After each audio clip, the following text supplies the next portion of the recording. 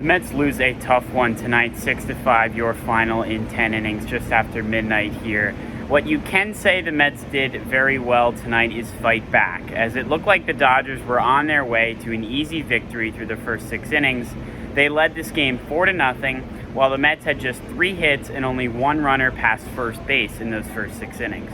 However, the Mets battled back in the bottom of the 7th, scoring 4 runs, all with 2 outs, to tie the game at 4. The big 7th inning started with a Michael Conforto pinch hit double, who has 5 hits in his last 3 games and is batting .400 in his last 7. Dom Smith singled to score Conforto, then Jeff McNeil singled home Smith and Nimmo, while Pete Alonso scored on a pass ball to tie the game at 4.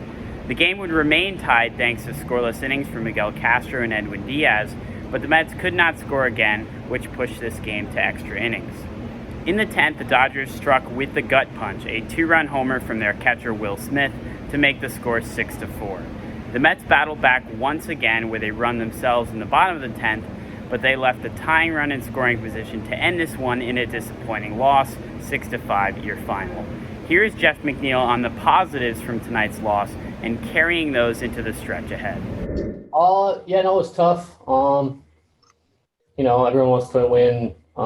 But, there's a lot of positives in that game, being down 4-0 and, clawing back and fighting back. And, we were right there, had the winning run at the plate in the last inning. So, we were right there, played well. We're going to, hopefully, play well tomorrow and, get some wins.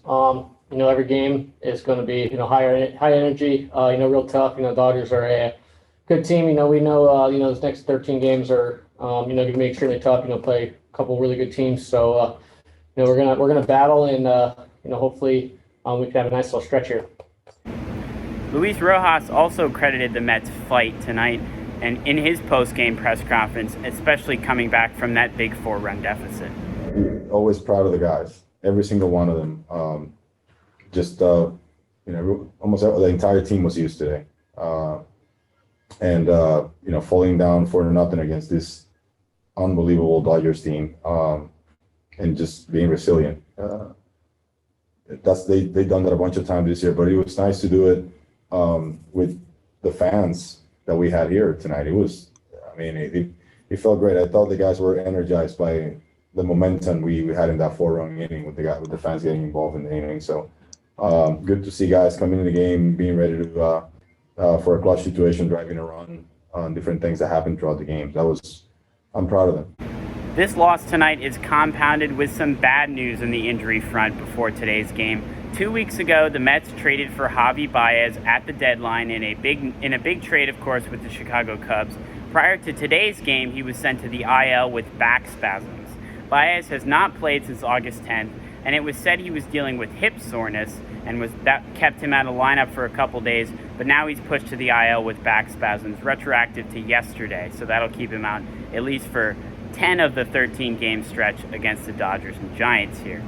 To make matters worse, of course, Jacob deGrom will be kept out of baseball activities for another 2 weeks after an MRI today showed improvement, but not enough improvement, as he still needs to recover from his elbow inflammation, so he will be out of all baseball activities for another 2 weeks. There's no ligament damage, just the same issue of inflammation. And that means deGrom won't begin throwing until the beginning of September at the earliest, which means he could potentially return to the field in mid-September, but there's a lot of doubt to that, and there's certainly a possibility that he will be gone for the remainder of the season. On the bright side, the Phillies lost tonight to the Reds, which keeps the division deficit for the Mets at just a half a game. Obviously, the Mets are looking to win night in and night out, but within the stretch of 13 games against the Dodgers and Giants that started tonight, they really just have to play .500 baseball to give them a chance in this division once the schedule lightens up, which will happen in early September. While tonight's loss, don't get me wrong, it's certainly tough, especially when they're lined up to face Walker Buehler and Max Scherzer on Saturday and Sunday. The Mets just they don't need to be perfect, I guess is the bottom line. They really just need to play just about .500 baseball, maybe a little bit above that, and they can still stay within the division and have a chance in September. Perhaps the comeback tonight as well shows that potential the Mets have to beat teams like the Dodgers going forward, And of course, they'll play the Giants, another team out there in the NL West going forward as well.